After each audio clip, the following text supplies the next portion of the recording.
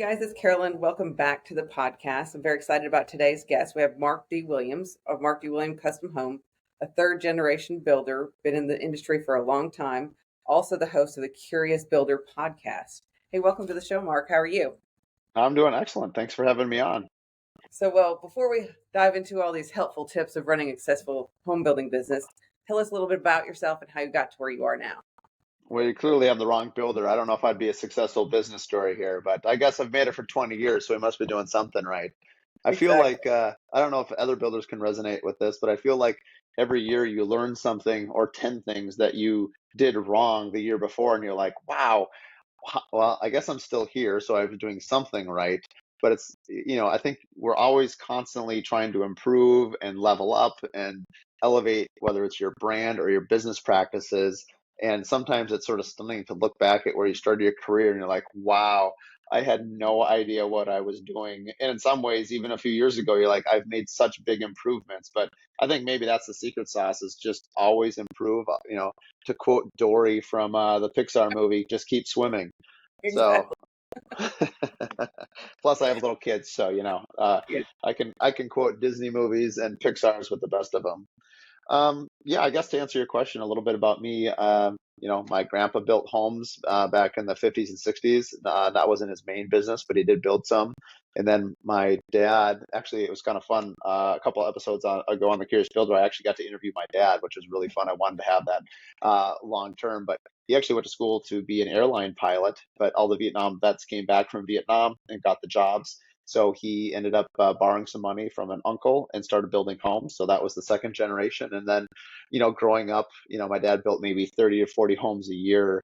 I was a little kid running around on the job sites, sweeping up, doing all the things that, a lot of us builders did. I wasn't super handy, but I was, happy to, steal the framer's hammer and run around in the trusses and see if they could catch me. And I think I always appreciated, being outside for one thing, and then just really, appreciating all the skill and hard work that went into creating a home. I've always had a great deal of respect for all our trade partners. And anyway, I knew building was the one thing I did not want to do. My mom was an interior designer. My dad was a builder, so all I ever knew was building. And so I went to college for 4 years for a communication and business degree that I'm not sure what that did for me, except allowed me to age a little bit. And then they retired in early 2001, so pretty perfect timing. And I started in 2004, kind of on a whim. So I uh, I was at the time I was actually selling copiers. I was into sales, and which I loved actually. It was a great job, but I was like I had a lawn mowing business in high school. I was like I always had my own business. I never actually worked for somebody until I had that sales job for one year. I'm like, well, wearing a suit and a tie is not for me. I saw the autonomy of owning your own business and the lifestyle that my parents enjoyed. It wasn't necessarily building that drew me in, but just the lifestyle of being your own boss. And so I said, you know what? Maybe I'll just build a house on a whim. So anyway, long story short, I borrowed some money, built a house, fell in love with it instantly, went and got my building license, sold my Jetta, bought a Chevy Silverado, and it was a great truck at the time. And that was the beginning of my building career. I was just commenting recently to a designer, now we have a much more elevated brand of what we do. We do four, really high-end homes a year. And looking back, I would never take photography of a house now without it completely being styled and just to the nines, because what you represent, especially in the social media world that we live in, really has to reflect your brand strategy, who the clients you want to attract, all those sorts of things. But looking back at my early photos, it's embarrassing. I mean, they'd just be empty homes. I don't know why I thought it was a great idea. I'd hire a professional photographer and they would just shoot the house completely empty. Like, what amazing wood floors. Look at this amazing sheetrock. And now in retrospect, I'm like, wow, that was a dumb idea. But anyway, we live and learn. Yeah, so tell me how you founded your company, how it's going today. Are you still growing? Tell me about the company. Yeah, so that's a great question. We had, this, I think every company, at least for my own, you go through these different glass ceilings, if you will. And Hmm. I think in my career, I've maybe had three of them. And I think we just passed one recently. And the kind Yeah. of, what do you want to call them, growing pains or whatever you want to call them. For me, I'll call them glass ceilings. You got to kind of bust through. So, early on, I built maybe 8 to 12 homes a year, kind of in that 500 to 800 range. And then our clientele really brought us to a different strata. I remember building my first $1 million home, and we started building less homes but higher quality. And so I think that was kind of one strata. You kind of figured out for that first 10 years how to build a home. I was always a good communicator with my clients, and I understood, what they needed. So that part came pretty naturally. I think probably from observing how my parents, dealt with clients, and customer service was always something that was really important to me and remains, to this day. The client experience is something we're actually refocusing on in a different aspect. I'll maybe get to that at the end. And then, for about 5, 6 years, we kept elevating our brand. And then, obviously social media has kind of taken us to a whole nother level in terms of how you present yourself. I'm in Minnesota, so I think we have the oldest tour in the country. It's 75 years old, where we'll have this parade of homes. So, at the height, yeah, like in the 2007, I think it was, we had, I think, 1,200 homes on tour in the metro area, which is insane. Mm. Now you were roughly 4 to 600 every tour. So our housing association here is incredibly good and strong. So a lot of the builders in Minnesota seem to attract the clients, and then we're the ones that take the work to architects or designers. Where I feel like sometimes in other states, maybe who will go to the architects first or a designer first, but here the builders have a very strong hold on, the client journey. So anyway, as we've kind of gone on our journey now, we build probably 4 high-end homes a year, kind of in that 1.5 million to 5 million range.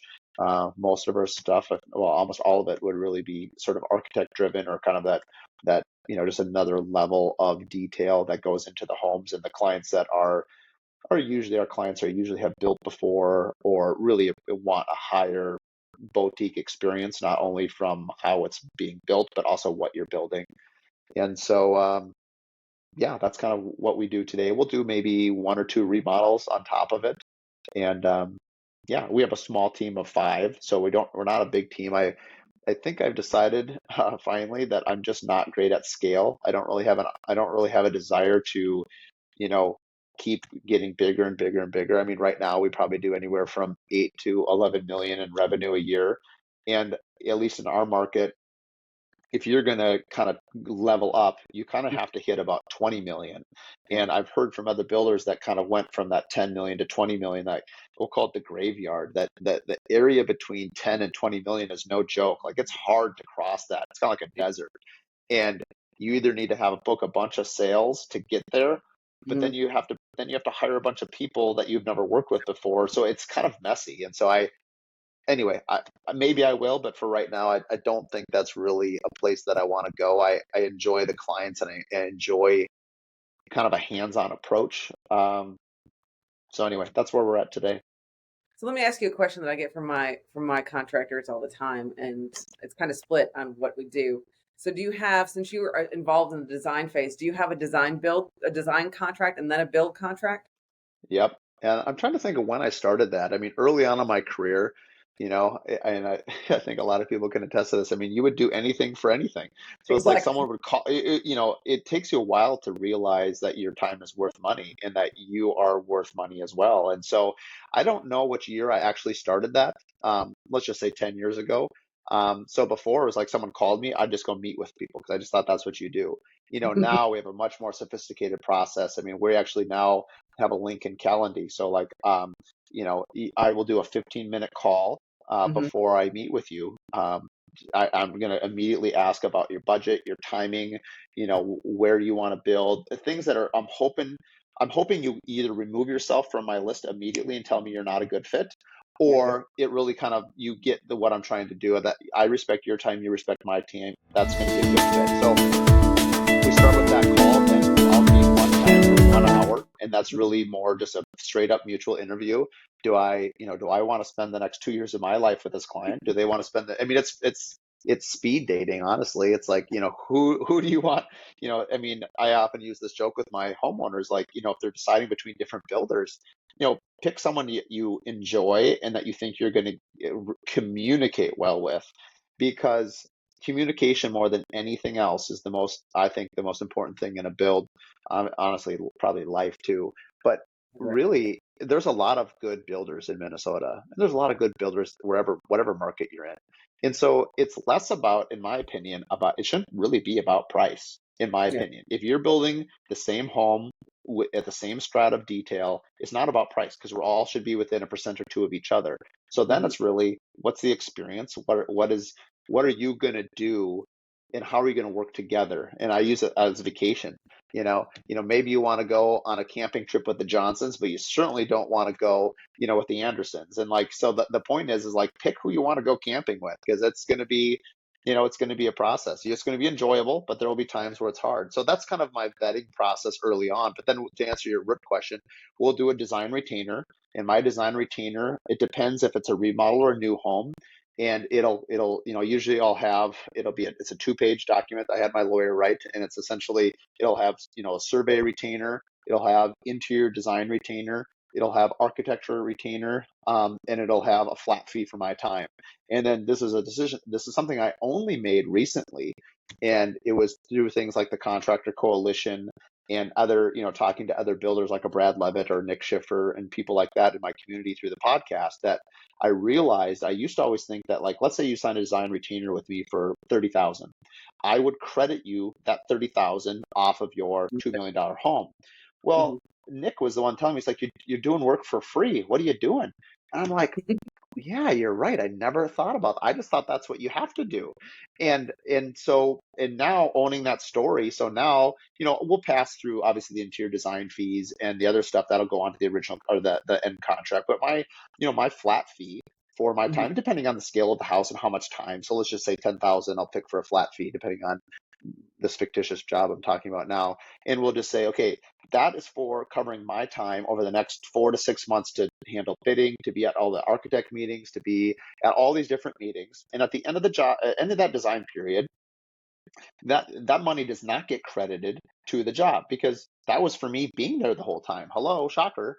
And so I don't know why it's taken so long for me to figure that out, but that pre-construction agreement has been, it's also a really easy way. I found that the contract itself is a great stepping stone to also actually getting clients, Yeah. because sometimes when there's no skin in the game, they have less attachment to you too. So not only do I think it's good business sense, it's Mhm. good marketing sense too, because if you can get them to spend 20, 30,000 dollars for your time and to assemble the team, Mhm. they are putting a value on you as the builder and the contractor, for the next step, which is the contract. So anyway, that's been my experience of working with a design retainer.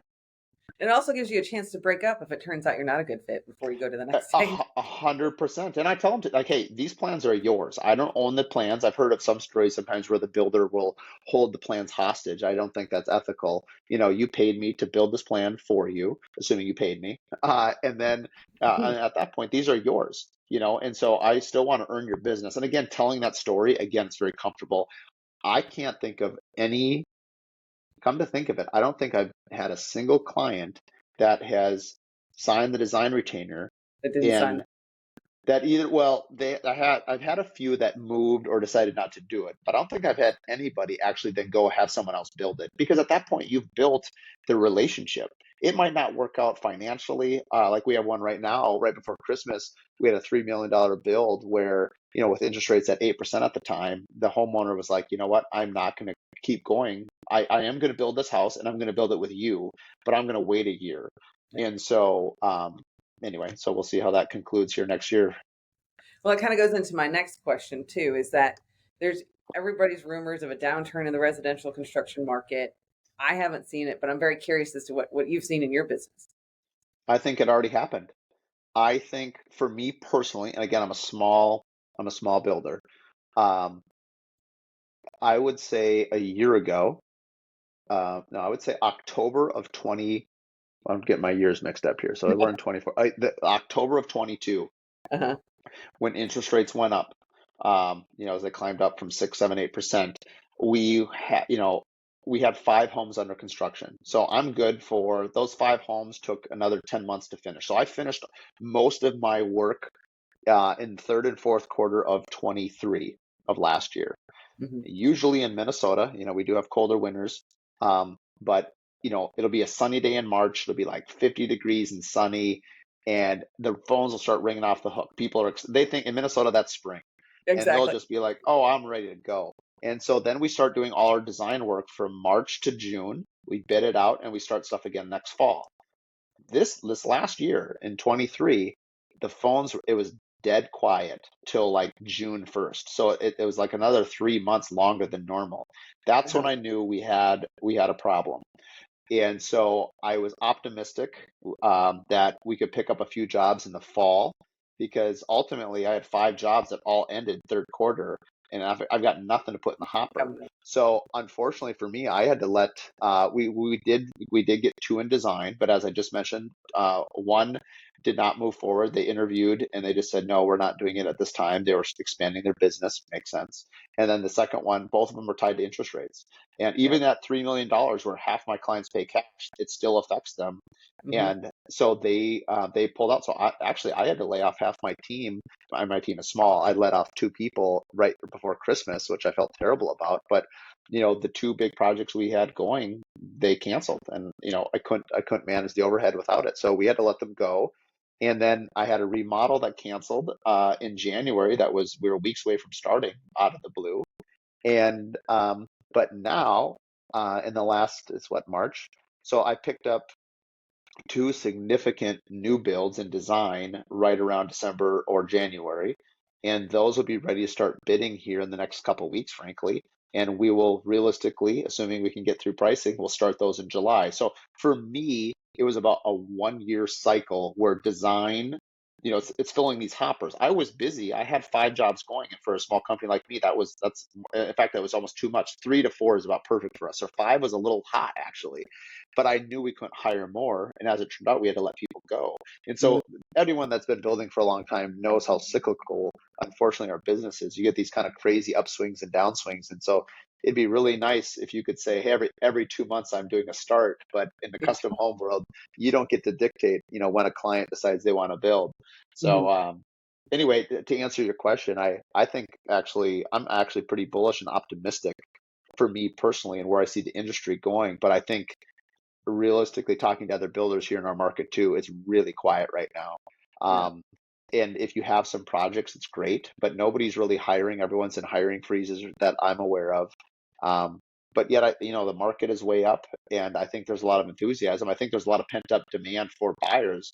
We just need to see a little relief in the interest rates. And of course, election year is kind of a crapshoot anyway. No one can really predict anything, in my opinion, in an election year. It's hard. Nobody wants to make any decisions because nobody has any degree of certainty. So, Gotcha. Yes, it's very uncertain this year, and hopefully it'll pick up. what are Um, what are you seeing around the country? I mean, when you have other guests on, what are their answers to that question? Kind of the same. So the lower end builders have stayed pretty consistent, right? There was a time like post COVID or during COVID where everybody was crazy busy, right? And they're not like that, but it's been pretty consistent with, especially with remodels, right? Remodels and redos, and then small, lower end homes have stayed pretty consistent. But it's different, it's going to be, and the interest rates are killing everybody, and then people are trying to move the interest rate around to make the house more affordable, and it's an interesting time. So I was looking on your website. You have some gorgeous homes, and you said you work with trade partners. How do you manage that relationship to get that quality of product? Good question. I think in a short answer, I think it's loyalty, and I think it is commitment, which I guess is kind of the same word. Uh, A I, little different. because we're a smaller company and because we have a long-standing history, for until just recently, our HVAC company was third generation. The plumbing company we worked with was fourth generation in terms of working with my family as well. So I Gotcha. think, for a long period of time, I have committed to companies that I believed in their people and Hmm. in their craft. And as our skill set and our clients took us to new stratus, the first home I built was 500,000. Hmm. Now I really can't build anything under 1.5, 1.7, 1.8. And so granted, there's some inflation numbers in there too, but even so, it's like we build a much higher end home than I did when I started. Hmm. Sometimes your trade partners can't go with you, and that's a Yeah. different reason. But Yeah. most of them have. And I guess going back to the root question here, it's because we both kind of grew together, my plumber, my HVAC, my framers, the trimmers, we always did really high end work, just a Hmm. smaller scale. Hmm. I always tell my clients this line, you can't pay me less money for me to do a crappy job. You can, you can pay me the same amount of money to do a good job, or you can build a smaller house and it will cost you less. But Yeah. the guy who's doing your trim work on your $5 million house is still the same trimmer who's doing the work on your $100,000 kitchen or your one. I don't believe in changing the quality for the price point for me specifically. I'm not saying that other builders can't do that. I've chosen not to do that. And so I think it's because of that commitment to the craft and commitment to quality and really I try to empower my people. I am not a know-it-all. I am not a handy guy. I'm holding up my hands right now if you're listening to this. I have calluses on my hands, but these are from playing tennis or weightlifting. They are not from working on your house. And I joke with my clients, and it evidently seems to be working. Like, if you see me working on your house, call the PM because I'm damaging Something's your wrong. house. Like, you don't want me working. I mean, I happen to be a marketer and a business person that happens to build. I'm not a builder that happens to market. And I think it's important to understand that because I will go, I mean, I probably, after 20 years, I obviously have absorbed a lot of knowledge, but more than I probably even realize I do. But I'm in the business of empowering my people. And Gotcha. so if my trimmer, far be it for me to tell him how to trim something, he's the Hmm. expert. And so what I really try to do, and also in front of the client, is I want them to know that, hey, I trust Todd as my trimmer. I trust Todd. If Todd thinks this is the best way to do it, it's the best way to do it. Yeah. And I think by empowering your trade people, it allows them to have a stronger voice. It also, I never did this, duplicitously. It Hmm. builds incredible loyalty Yeah. because if your tradespeople know that you're listening to them, guess what? They're excited to work on your home. They're excited to bring forth ideas because I want to create an atmosphere where, my HVAC guy, they care that it's hot and cold, whatever the thermostat says in the house. And I don't want to deal with a homeowner, 2 years down the road that says, hey, I can't get little Johnny's bedroom to heat or cool the way you want it. Well, all because I didn't listen to my HVAC guy. So like everyone needs to have a somewhat of a say in the construction. So to answer the question very poorly, I think it's by communicating and giving people a voice in what you're doing, shockingly, inviting people in to have an opinion. I'd say that's how I manage my trade partners, and I'm I'm happy with how it's gone. Yeah. And it sounds like you've had them for a long time. Yeah, a lot of them. I mean, we do have to obviously make changes, based on skill set or people retiring. As I mentioned, my HVAC company just sold to a new HVAC company, and the new Hmm. HVAC company is terrible. And I Oh, have a whole new appreciation for how much management did for me and how much better they were at communication. I've kind of heard through the grapevine that the new company doesn't want to even do our work. I'm like, what? That's crazy. Why would you buy a company and then not want to service? I yeah. mean, wow, that's just a crazy move. But it's not my It's like business, I finding a new guess. AC contractor.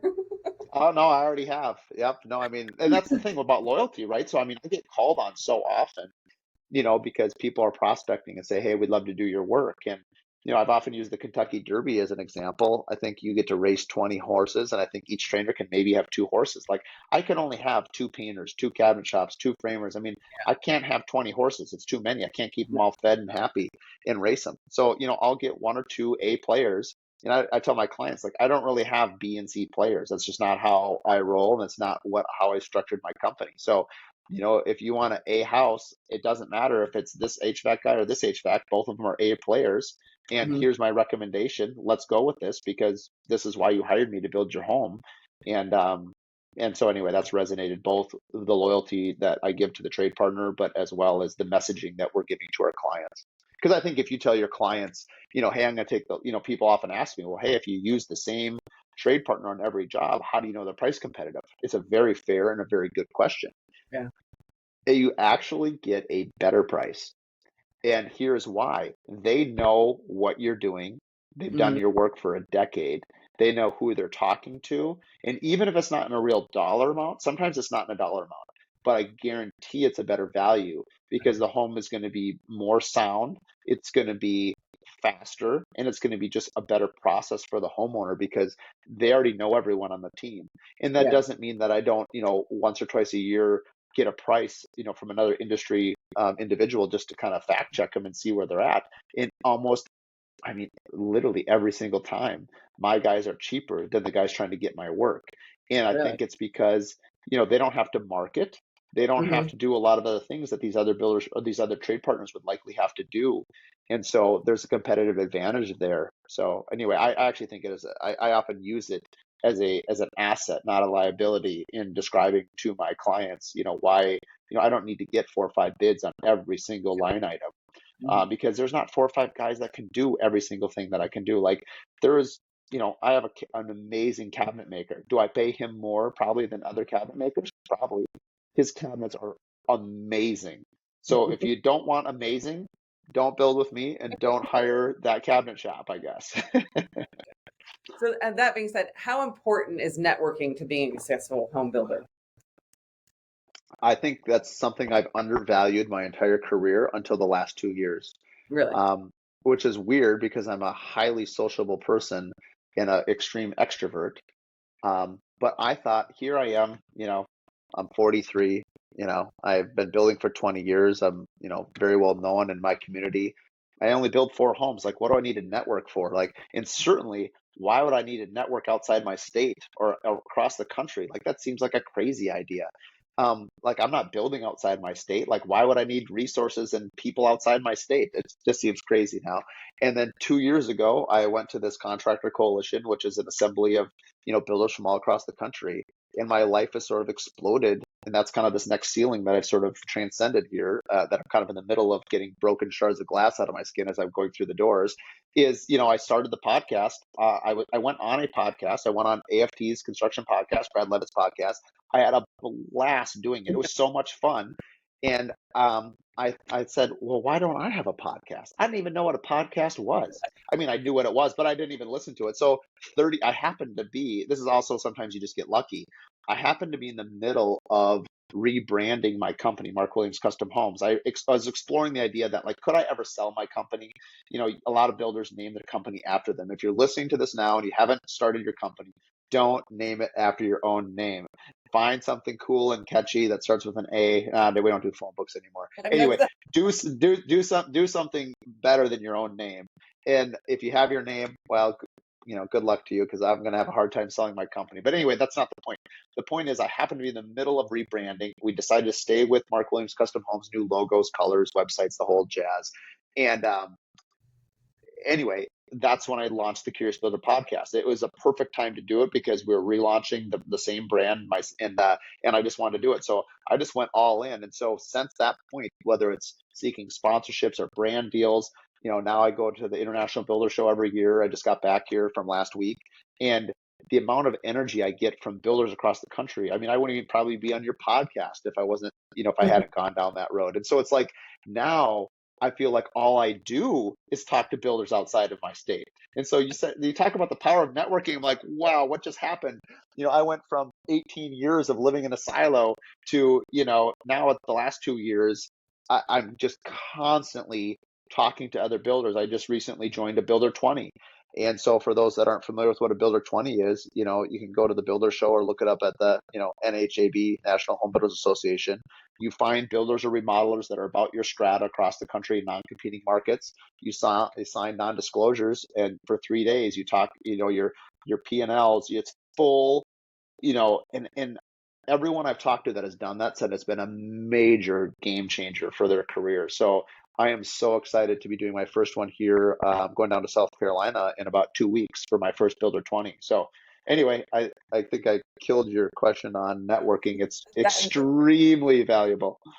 that's awesome. We were at the International Builder Show too. Oh, were you? Nice. What did you get out of curiosity? Did you get outside to the We outdoor met a lot exhibit? of people. We've already gotten some clients from it. It was, it's amazing. There's not many law firms that have a system and have the processes in place to do what we do, especially in the construction industry.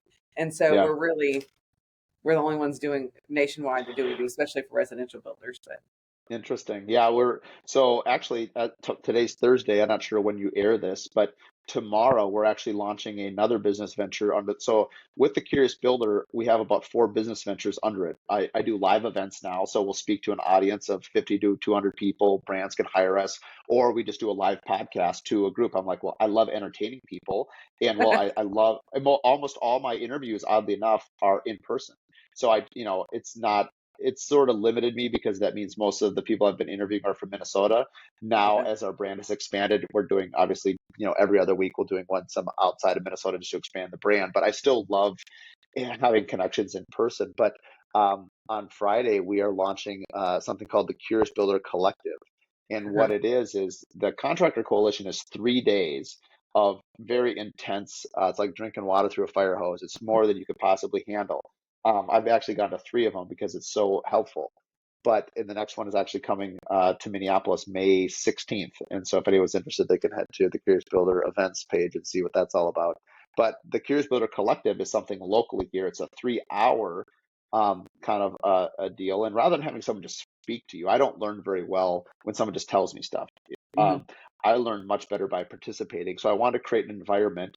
The military actually does groups of 9, so a squad is 9, and they kind of feel that 9 is the perfect group. It's big enough that there's enough people that will collaborate and talk and carry conversation, but it's small enough that everyone can have a voice.